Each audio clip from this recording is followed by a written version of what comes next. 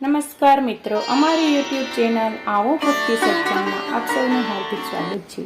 તો મિત્રો, આપણે આજના વિડીયોમાં પુરુષોત્તમ માસનું વ્રત કેવી રીતે કરવું અને પુરુષોત્તમ માસના વ્રતની કથા સાંભળીશું। તો વિડીયોના અંત સુધી બધા બન્યા રહેજો। વિડીયો પસંદ આવે તો લાઈક કરી, ચેનલ પર નવા હોય તો ચેનલને આજે જ સબસ્ક્રાઈબ કરી લેજો, જેથી કરીને આવા અવનવા ધર્મ ભક્તિના વિડીયો આપ સુધી પહોંચતા રહે। ઓમ નમો ભગવતે વાસુદેવાય નમઃ। તો મિત્રો, હવે આપણે પુરુષોત્તમ માસના વ્રતની વિધિ જાણીશું। તો અધિક માસને પુરુષોત્તમ માસ કહેવાય છે। આ પુરુષોત્તમ માસ દર 3 વર્ષે આવે છે। તે વખતે ઘડાની સ્થાપના કરવામાં આવે છે। આ સ્થાપના પાસે ઘીનો અખંડ દીવો કરવામાં આવે છે। રોજ સવારે વહેલા ઉઠી નદીએ સ્નાન કરવા જવું, પછી ઘરે આવી પૂર્ણ શ્રદ્ધાથી ઘડાનું પૂજન કરવું। આ દીવાના દર્શન કરી પીપળા અને તુલસીનું પૂજન કરવું। આખો મહિનો એકટાણા ભોજન લેવું। રાત્રે ભોય પથારી કરી અને સૂવું। આખો મહિનો બ્રહ્મચર્યનું પાલન કરવું અને ચાસું બોલવું। મહિનો પૂરો થાય ત્યારે બ્રાહ્મણને જમાડી એક જોડી કપડાં તથા યથાશક્તિ દાન આપવું।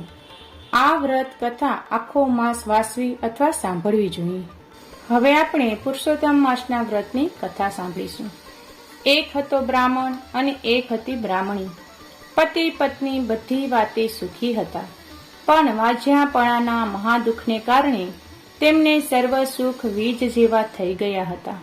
ઘરમાં ધન ધાન્યથી કોઠાર ભરેલા, પણ ખાનાર કોઈ નહીં।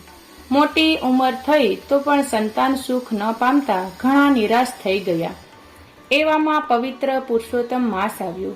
બ્રાહ્મણ બ્રાહ્મણી રોજ નદીએ નાહવા જાય, નાહી ધોઈને ઘરે આવે અને પૂજા પાઠ કરે ત્યારે બપોરનો સમય થઈ જાય। તેમને રસોઈ કરવાનો પણ સમય મળે નહીં। એમને થયું, અરે રે ભગવાને આપણે એકાદ દીકરો આપ્યો હોત તો કેવું સારું। એને પરણાવીને વહુ લાવત અને તે વહુ આપણા માટે રસોઈ તૈયાર કરી રાખત। પણ ખેર, દીકરા વગર વહુ લાવવી ક્યાંથી? એક દિવસ બ્રાહ્મણીએ બ્રાહ્મણને કહ્યું, એક વહુ લઈ આવો તો સારું। બ્રાહ્મણ કહે, પણ દીકરા વગર વહુ ક્યાંથી આવે? આપણે તો વાંઝ્યા છીએ।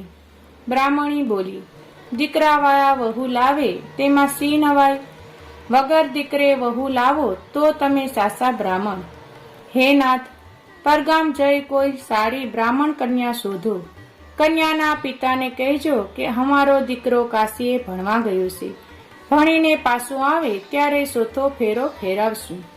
બ્રાહ્મણના ગળે વાત ઉતરી તો નહીં, પણ બ્રાહ્મણીની હઠ અને તેનાથી કામ થતું ન હતું। એ જોઈ તે દીકરાની વહુ ગોતવા તૈયાર થયો। બ્રાહ્મણીએ તેને ભાતું બાંધી દીધું। બ્રાહ્મણ તો ભાતું લઈ વહુ શોધવા નીકળી પડ્યો। એક ગામથી બીજા ગામ અને બીજે ગામથી ત્રીજા ગામ, આમ તે અનેક ગામો ફરી વળ્યો, પણ તેની નજરમાં કોઈ સારી કન્યા મળી નહીં। છેવટે ફરતો ફરતો એક ગામમાં આવી પહોંચ્યો। આ ગામના બ્રાહ્મણને એક દીકરી હતી। તે ખૂબ જ રૂપાળી અને ગુણવાન હતી। બ્રાહ્મણે ગામમાં તે છોકરીના વખાણ સાંભળી તેના ઘરે ગયો। ત્યાં જઈ તેણે તે કન્યાના પિતા સમક્ષ વાત મૂકી। હે ભૂદેવ, મારો પુત્ર ઘણો તેજસ્વી છે, સારે વેદમાં પારંગત છે, 18 પુરાણ મોઢે છે, એ શાસ્ત્રોમાં કુશળ છે, હાલ એ કાશીએ ભણવા ગયો છે। આપણું મન માનતું હોય તો મારા પુત્ર સાથે તમારી કન્યાના લગ્ન કરો। કન્યાનો પિતા વિચાર કરવા લાગ્યો કે મૂર્તિઓ જોયા વગર કન્યા દેવાય નહીં, પણ આવો હોશિયાર જમાઈ દીવો લઈને ગોતવા ગયે પણ ન મળે। આમ વિચારી તે બ્રાહ્મણને કહેવા લાગ્યો, ભૂદેવ, વાત તો તમારી સાચી, કન્યા દેવાની મારી ના નથી, પણ ઘડિયા લગ્ન લેવા હોય તો કન્યાને પરણાવી કોની સાથે? ત્યારે બ્રાહ્મણે કહ્યું, મારા પુત્રની પોથી લઈને જ આવ્યો છું। તમે તમારે 3 ફેરા એની સાથે ફેરવી દો। પુત્ર ભણીને પાછો આવે ત્યારે પછી ચોથો ફેરો ફરી લેશે। કન્યાના પિતાના ગળે આ વાત ઉતરી ગઈ। તેને સોરી બંધાવી, મંગળ વાજા વગડાવ્યા અને છોકરીને પોથી સાથે 3 ફેરા ફેરવી બ્રાહ્મણની સાથે વિદાય કરી। બ્રાહ્મણ તો વહુને લઈને ઘરે આવ્યો. બ્રાહ્મણી તો દીકરાની વહુને જોઈ રાજી થઈ ગઈ. દીકરાની વહુ ઘણું સમજુ હતી. ઘરમાં પગ મૂકતા વેત બધું ઘરકામ માથે લઈ લીધું. બ્રાહ્મણીએ તો હવે નિરાત થઈ ગઈ. તે રોજ નદીએ જઈ કથા વાર્તા સાંભળવા લાગી ને વહુ રાંધીને રસોઈ તૈયાર રાખી. પછી બંને જણા સેવા પૂજા કરી જમવા બેસી. એક દિવસની વાત છે. બ્રાહ્મણ બ્રાહ્મણી નદીએ નાહવા ગયા. ત્યારે પડોશન દેવતા લેવા આવી અને રૂપારી રમકડા જેવી વહુને ઘરનું કામ કરતી જોઈ પૂછવા લાગી, બાઈ તું કોણ છે, ક્યાંથી આવી? ત્યારે વહુ બોલી, આ ઘરની વહુ છું, બ્રાહ્મણના દીકરા સાથે પરણીને આવીશું. પડોશન તો આભી થઈ ગઈ. દાંત વડે આંગળી દબાવતા બોલી, આ તો વાંઝિયાનું ઘર છે. ડોસા ડોસીને દીકરો જ છે ક્યાં? નાના કાકી એમનો દીકરો તો કાશીએ ભણવા ગયો છે, આવતા મહિને જરૂર આવશે. પડોસણ બોલી, ખોટી વાત, તને છેતરી છે. એમને તો કોઈ દીકરો છે જ નહીં, એ તો વાંઝિયા છે. પડોસણની વાત સાંભળી વહુ તો હિપકે હિપકે રડવા બેઠી. એટલામાં સાસુ સસરા નદીએથી નાહીને પાછા આવ્યા. વહુને રડતી જોઈ સાસુએ પૂછ્યું, દીકરી તું કેમ રડે છે? વહુએ જવાબમાં પડોશણે મારેલા મેણાની વાત કરી. આ સાંભળી બ્રાહ્મણી જરા ગુસ્સે થઈ ગઈ અને બોલી, દીકરી પડોશીઓને તો કાનાકૂસી કરવાની ટેવ પડી ગઈ છે, માટે તમારે એમનું કંઈ સાંભળવું નહીં. મારી વાત પર વિશ્વાસ રાખો. અમારો દીકરો તો દેવના ચક્કર જેવો છે. પુરુષોત્તમ માસ પૂર્ણ થઈએ મારો દીકરો ભણીને જરૂર પાછો આવશે. પછી તમે બેઉ આનંદ કરજો. ત્યાં સુધી તમે આ 7 ઓરડા સાવીઓ રાખો. 6 ઓરડા ખોલજો, પણ 7મો ઓરડો ઉઘાડતા નહીં. બ્રાહ્મણીએ 7મા ઓરડામાં પુરુષોત્તમ ભગવાનનું સ્થાપન કરેલું. તેથી વહુને એ ઓરડો ઉઘાડવાની ના પાડી હતી. વહુએ તો ચાવી લઈ લીધી. બીજા દિવસે સાસુ સસરા નદીએ નાહવા ગયા. વહુ તો એક પછી એક ઓરડા ખોલી જોવા લાગી. પહેલો ઓરડો ઉઘાડ્યો તો અનાજથી ભરેલો હતો. બીજો ઓરડો વાસણ કુસનથી ભરેલો. ત્રીજો ઓરડો જાત જાતના વસ્ત્રોથી ભરેલો. ચોથો ઓરડો સોના રૂપાના ઘરેણાથી ભરેલો. 5મો ઓરડો સુવર્ણ મુદ્રાઓથી અને 6થો ઓરડો હીરા મોતીથી ભરેલો હતો.